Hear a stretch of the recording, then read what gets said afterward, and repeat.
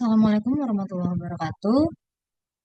Perkenalkan, nama saya Fadwa Utami Putri dari Prodi Pendidikan Administrasi Perkantoran, Fakultas Ekonomi dan Bisnis, Universitas Negeri Jakarta.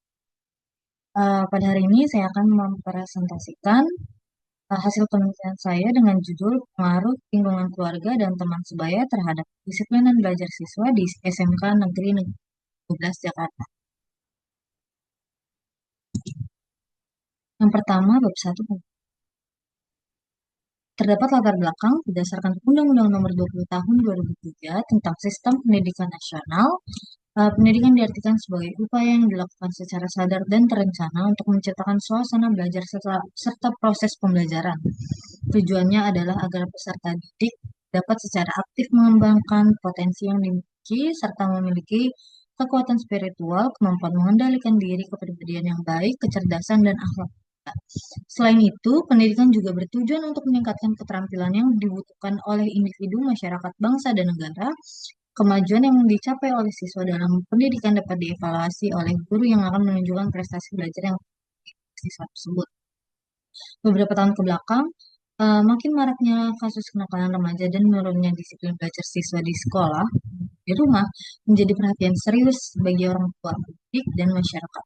Fenomena ini tidak hanya berdampak pada prestasi akademik siswa, tetapi juga mempengaruhi perkembangan karakter dan moral mereka. Selanjutnya, untuk memperkuat kedua faktor tersebut, yaitu faktor lingkungan keluarga dan teman sebaya, peneliti melakukan pra-riset dengan menyebarkan kuesioner, lalu Google Form terdapat 11 responden pada siswa-siswi di SMK Jakarta. Berdasarkan penyebaran kuesioner, diperoleh data faktor yang dapat mempengaruhi kedisiplinan siswa dalam belajar, yaitu lingkungan keluarga sebanyak 100%, teman sebaya 63,6%, fasilitas belajar 45,5%, kebiasaan belajar dan motivasi belajar juga 45,5%. Berdasarkan latar belakang tersebut, terdapat rumusan penelitian, yaitu apakah lingkungan keluarga berpengaruh positif dan signifikan terhadap kedisiplinan belajar siswa di SMK Negeri Jakarta. Kedua, apakah teman sebaya berpengaruh positif dan signifikan terhadap kedisiplinan belajar siswa di SMK Negeri 12 Jakarta. Dan yang ketiga, apakah lingkungan keluarga dan teman sebaya berpengaruh positif dan signifikan terhadap kedisiplinan belajar siswa di SMK Negeri 12 Jakarta. Lalu tujuan penelitiannya yaitu untuk mengetahui pengaruh lingkungan keluarga terhadap kedisiplinan belajar siswa di SMK Negeri Jakarta, untuk mengetahui pengaruh teman sebaya terhadap kedisiplinan belajar siswa di SMK Negeri Jakarta, dan yang ketiga untuk mengetahui pengaruh lingkungan keluarga dan teman sebaya terhadap kedisiplinan belajar siswa di SMK Negeri Jakarta. Selanjutnya ada kajian pustaka.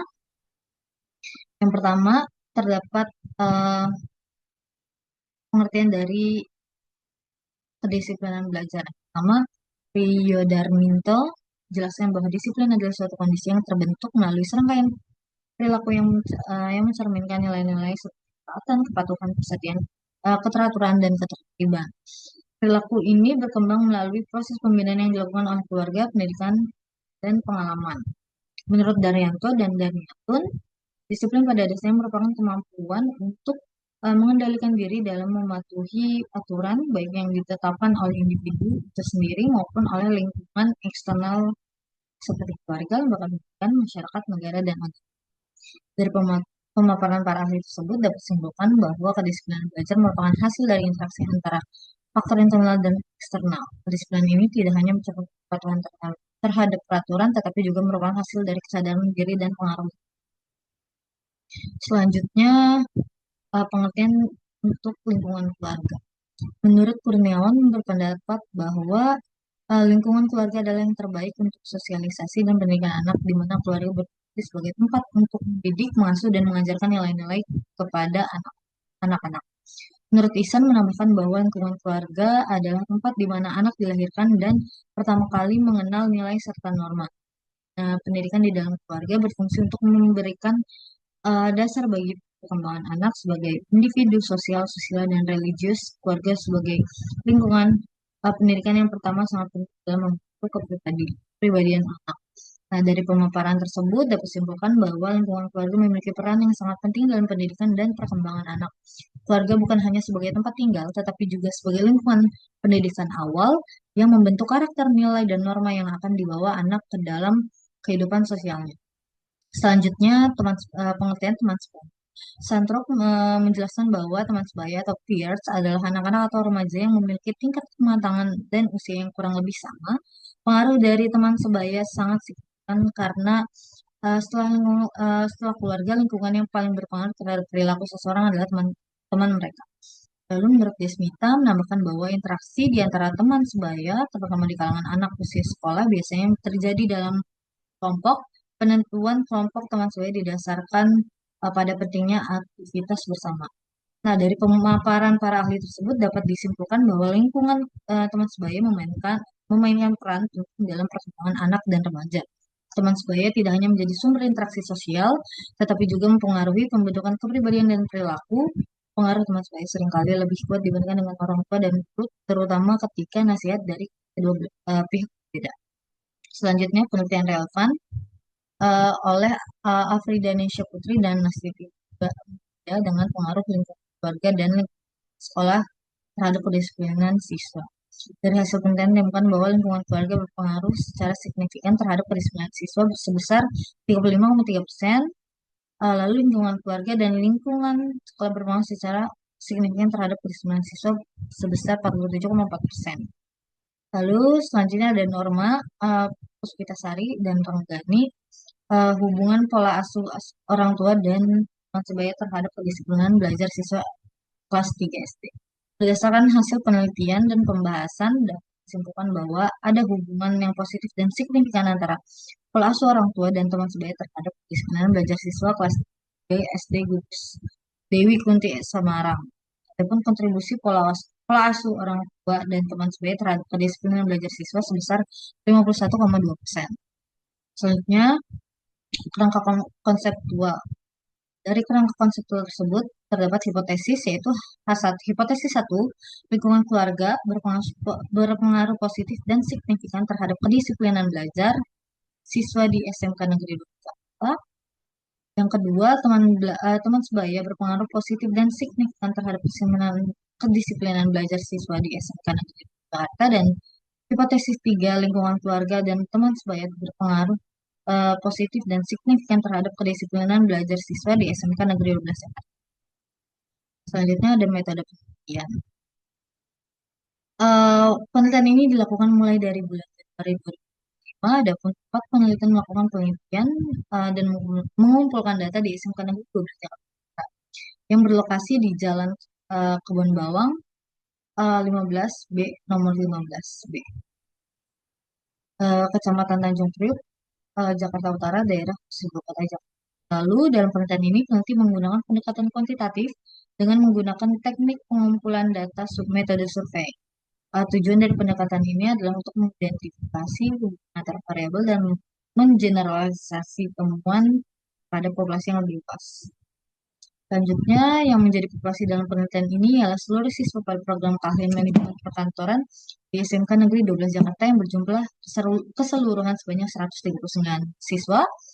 Lalu untuk menentukan besaran sampel yang akan dipilih, peneliti ini memakai bantuan rumus yang dikembangkan dari Taro Yamame dengan menggunakan teknik probability, yaitu proportional random sampling dengan teknik pengambilan sampel.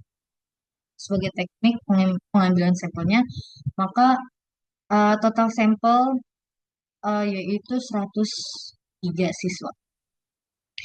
Dalam penelitian ini, data yang digunakan merupakan data primer. Peneliti memakai teknik pengumpulan data dengan metode penyebaran angket atau kuesioner kepada responden yang dikumpulkan secara langsung melalui Google Form.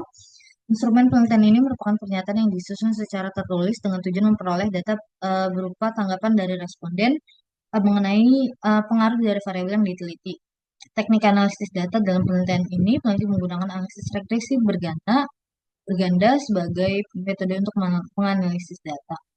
Dalam pengolahan data, peneliti akan menggunakan bantuan dari perangkat lunak yaitu IBM SPSS Statistics 22 yang menerapkan metode permodelan jalur kuadrat terkecil parsial untuk memodelkan persamaan struktural yang berbasis varian. Selanjutnya, hasil dan pembahasan. Butir pernyataan dikatakan valid dan layak digunakan jika mempunyai nilai R hitung lebih besar dari R tabel. Terdapat terdapat hasil dari uji validitas yang telah dilakukan pada butir pernyataan kedisiplinan belajar, lingkungan keluarga dan teman sebaya, yaitu R hitungnya semua butir pernyataannya itu lebih dari R tabelnya 0,193, maka eh, dapat dinyatakan valid dalam sebuah ujian. Selanjutnya, uji reliabilitas. Nah, variabel dapat dikatakan reliable dan layak digunakan jika nilai alfanya lebih besar dari kelompok alfa 0,0. Pada semua variabel, nilai alfa semua lebih besar dari kelompok alfanya 0,60. Dengan keterangan untuk variabel Y reliable, variabel X1 sangat reliable, dan variabel X2 sangat reliable. Selanjutnya ada uji analisis deskriptif. Jika nilai min eh, lebih besar dari standar deviasi, maka data terdistribusi baik dan dapat digunakan untuk analisis lanjutan. Pada tabel tersebut, nilai min lebih besar dari standar deviation untuk Y, X1 minnya lebih besar dari standard deviation, dan X2-nya minnya lebih besar dari standard deviation. Selanjutnya, uji normalitas. Data dikatakan berdistribusi normal jika nilai asim signifikannya lebih dari 0,05. Di sini terdapat nilainya 0,108, maka lebih besar dari 0,05. Maka dapat disimpulkan bahwa uji normalitas pada penelitian ini berdistribusi normal. Lalu uji multikolinearitas apabila nilai toleransi lebih dari 0,1 dan nilai VIF kurang dari 1, maka tidak terjadi multikolinearitas. Dapat dilihat bahwa eh,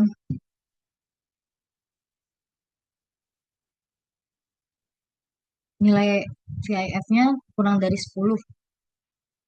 Jadi maka tidak terjadi multikolinearitas. Maka dapat diperhatikan bahwa nilai toleransinya itu lebih dari 0,1 dan nilai VIF-nya kurang dari 10. Maka dapat disimpulkan bahwa tidak terjadi multikolinearitas. Selanjutnya, uji heterokedastisitas. Apabila nilai signifikansi lebih dari 0,05, maka tidak terjadi heterokedastisitas. Dapat diperhatikan bahwa nilai signifikansi pada semua variabel lebih dari 0,05, maka dapat disimpulkan bahwa tidak terjadi heterokedastisitas. Lalu uji T, jika nilai signifikan kurang dari 0,05 dan T hitung lebih dari T tabel, maka hipotesis diterima yang berarti terdapat pengaruh antara variabel bebas dan terikat. Dapat dilihat seluruh uh, variabel bebasnya itu terdapat nilai 0 di bawah 0,05. Dan untuk uji T-nya, T hitungnya, itu lebih besar dari T tabelnya 1,9. Maka dapat disimpulkan bahwa terdapat pengaruh antara variabel bebas dan variabel terikat. Lalu uji F, uji simultan apabila nilai signifikansi kurang dari 0,05 dan F hitungnya lebih dari F tabel, yaitu 3,08, maka variabel bebas dinyatakan memiliki pengaruh signifikan secara bersama-sama terhadap variabel terikat. Dapat diperhatikan bahwa nilai signifikansinya kurang dari 0,05 dan nilai F hitungnya lebih besar dari F tabel. Maka dapat disimpulkan bahwa uh, variabel bebas memiliki pengaruh signifikan secara bersama-sama terhadap variabel terikat. Lalu uji koefisien determinasi R2. Pada tabel jumlah R square itu 0,585. Maka dapat disimpulkan bahwa R square bernilai uh, korelasinya kuat karena di atas 0,51 sampai 0,99 itu korelasinya kuat. Sedangkan R square pada penelitian ini 0,585 yang berarti korelasinya kuat. Selanjutnya pembahasan. Berdasarkan hasil uji analisis regresi linear berganda yang telah dilakukan, diperoleh nilai koefisien variabel lingkungan keluarga sebesar 0,211 dan nilai signifikansi sebesar 0,00 kurang dari 0,05 bertanda positif. Hasil uji T yang telah dilakukan diperoleh nilai T hitung pada variabel lingkungan keluarga sebesar 8,989 lebih besar dari T tabel 1,983 dan nilai signifikansi sebesar 0,00 kurang dari 0,05. Pada X2 terhadap Y, berdasarkan hasil uji analisis regresi linear berganda yang telah dilakukan, diperoleh nilai koefisien variabel teman sebaya sebesar 0,088 dan nilai signifikansi sebesar 0,007 kurang dari 0,05 bertanda positif. Hasil uji T yang telah dilakukan diperoleh nilai T hitung pada variabel teman sebaya sebesar 2,776 lebih besar dari T tabelnya 1,983 dan nilai signifikansi sebesar 0,007 kurang dari 0,05. Pada pengaruh X1 dan X2 terhadap Y, berdasarkan hasil uji F diperoleh nilai F hitung sebesar 29,836 lebih besar dari F tabelnya 3,08 dan nilai signifikansi sebesar 0,00 kurang dari 0,05. Pada hasil uji koefisien determinasi R2 juga didapati bahwa nilai R square pada variabel independen sebesar 0,585 yang dimana kontribusi variabel independen, lingkungan keluarga, dan teman sebaya berkontribusi sebesar 58,5% dalam mempengaruhi variabel dependen kedisiplinan belajar. Selanjutnya kesimpulan, secara parsial lingkungan keluarga berpengaruh secara positif dan signifikan terhadap kedisiplinan belajar. Lalu kedua, secara parsial teman sebaya berpengaruh secara positif dan signifikan terhadap variabel kedisiplinan belajar. Lalu yang ketiga, lingkungan keluarga dan teman sebaya secara simultan berpengaruh positif dan signifikan terhadap kedisiplinan belajar. Dan didapati bahwa nilai R square pada variabel independen, lingkungan keluarga, dan teman sebaya berkontribusi besar dalam mempengaruhi variabel dependen kedisiplinan belajar. Baik, sekian presentasi hasil dari penelitian yang telah saya teliti. Kurang lebihnya mohon maaf. Wassalamualaikum warahmatullahi wabarakatuh.